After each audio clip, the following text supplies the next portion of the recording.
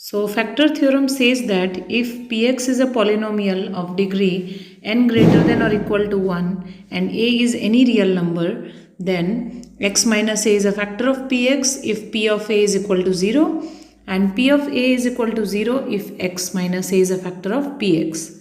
So what factor theorem explains? Here we have to take a polynomial having degree greater than or equal to 1. That means it should be minimum a linear polynomial. Okay, so it may be a linear polynomial or quadratic or cubic or biquadratic. Okay, but it should not be a polynomial of degree less than 1. Okay, and a is any real number. We know that a real number, that means rational and irrational both. Okay, so if we are given a polynomial of this type, then x minus a is a factor of px. That means what? X minus a is what? It is the divisor. The divisor is a factor of px is our dividend. So the divisor is a factor of px if p of a is equal to 0.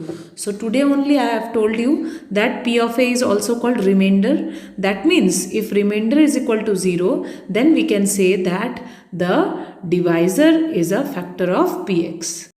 So here I am giving you a simple example. So by that way you will understand this theorem.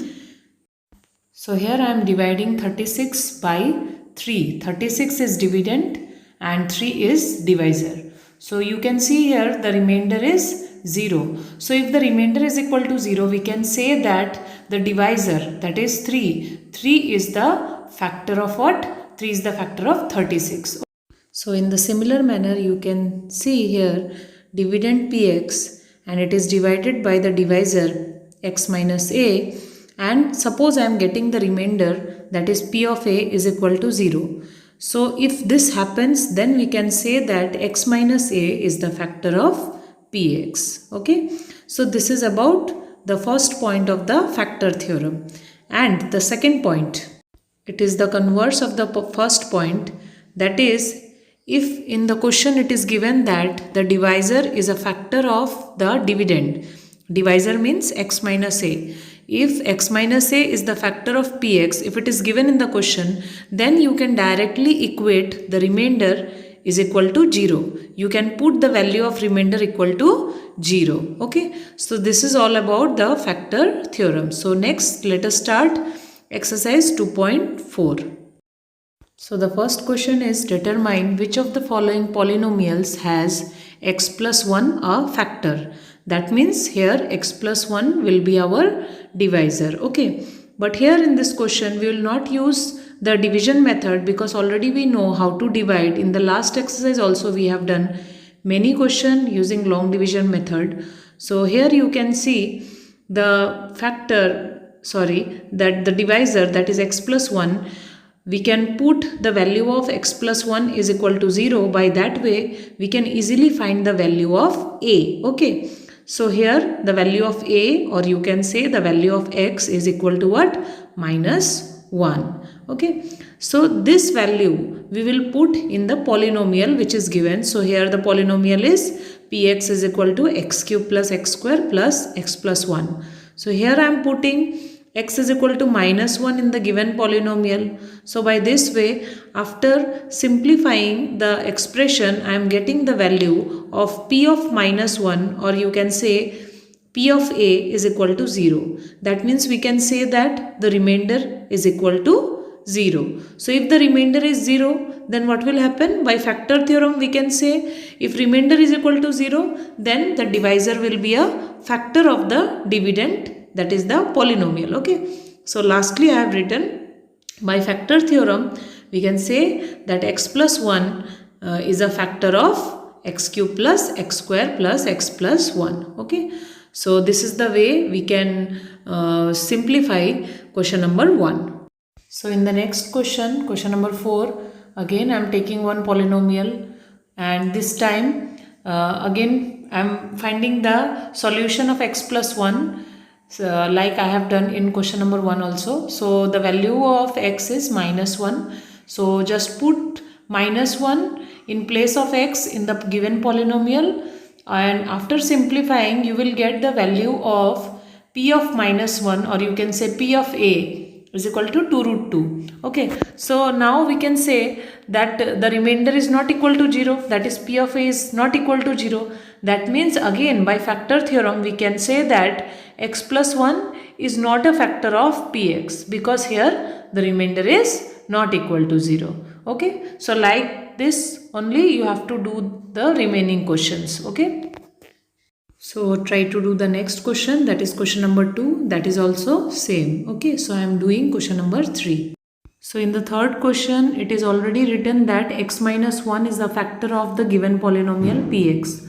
So we know that by factor theorem, second number point, it was written that if x minus a is a factor of px, then we can put p of a is equal to 0. So next we have to find the value of a.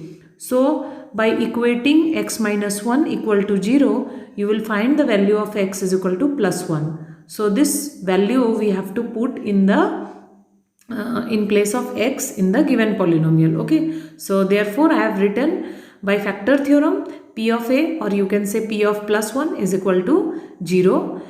Next p of plus 1, so I am putting x is equal to plus 1 in place of x I am putting 1. Okay, so p of 1 is equal to 0. So by equating equal to 0, you have to simplify, and after 2 steps you will get the value of k is equal to minus 2 minus root 2. That means for this value of k, x minus 1 will be the factor of px. Okay, so student, try to do the remaining question of number 3. So in question number 4, I am doing question number 2. Here we have to factorize. Factorize means what? Splitting the middle term. So you know how to do the middle term splitting method. The first step is you have to multiply 2 with 3. That means you have to multiply the coefficient of x square with the constant term. So here the coefficient of x square is 2 and the constant term is 3. So 2 into 3 will be 6. So the next step is we have to split the middle term. Here the middle term is 7. So we have to divide 7 into 2 parts. So we should add or subtract 2 numbers so that the answer becomes what? 7. Okay. Similarly, we have to find 2 numbers so that if we multiply the 2 number, we will get the number 6. Okay. Because 6 was the first number we got in first step. So the 2 numbers will be, first one will be 6 and the second will be 1. If we add 6 with 1, we will get 7, and if we multiply 6 with 1, we will get 6. So here are the next step. In the next step I am writing, in place of 7 I am writing 6 plus 1. So by taking common 2x in the first 2 terms, and by taking 1 in the next 2 terms, we will get the factors as 2x plus 1 and x plus 3. So student, next question is question number 5. Here we have to factorize a cubic polynomial. So in this given cubic polynomial, first we have to check the constant term. So here the constant is plus 2. So in the second step we have to find the factors of that constant. So the factor of plus 2 are what? Plus 1 and minus 1, plus 2 and minus 2. Then by trial method, trial and error we can say, by trial and error method, one by one we have to put the factors in place of x in the given polynomial. Okay, so first I have put the value 1, then I have not got the value of the polynomial is equal to 0, but after putting the value of x is equal to minus 1, see here I am getting the value of this polynomial is equal to 0. Okay. Now in the next step, already we know if the value of PA, that is the value of Px is equal to 0, then we can say that that polynomial will be a factor of Px. We know this by factor theorem. So the value of A was what? Minus 1. So after putting that value minus 1 into the polynomial becomes x plus 1. Okay, so here x plus 1 will act as the divisor. Okay, so here x plus 1 is the divisor. Okay, divisor of what? Px. Px is our dividend. So there are two methods of solving this question after this step. So first I have written in this manner. You can see here, if so x plus 1 is a factor of px. So we can factorize, we can break the given cubic polynomial by taking the common terms from first two terms and from the next two terms. Okay. So I am taking x square from the term x cube minus 2x square. This is the common term. X square is the common term. So inside the bracket we have x minus 2. Similarly, from the next two terms, that is minus x plus 2, from these two terms I am taking minus 1 as common. So inside the bracket the left terms will be x minus 2. So again we can take x minus 2 as common between the first two terms. You can see the two brackets. In the two bracket x minus 2 is present. So I am taking x minus 2 as common. So in the next bracket the remaining term will be x square minus 1. Okay. So next we have to apply the formula. So the formula of a square minus b square, the identity. Okay. So here 1 we can write it as 1 square. So here we can apply the identity in the first bracket, that is a square minus b square is equal to a plus b into a minus b. Okay. So by that way we can write x plus 1 into x minus 1. So see, there are total 3 factors of this cubic polynomial. First factor is x plus 1, second factor is x minus 1, and the third factor is x minus 2.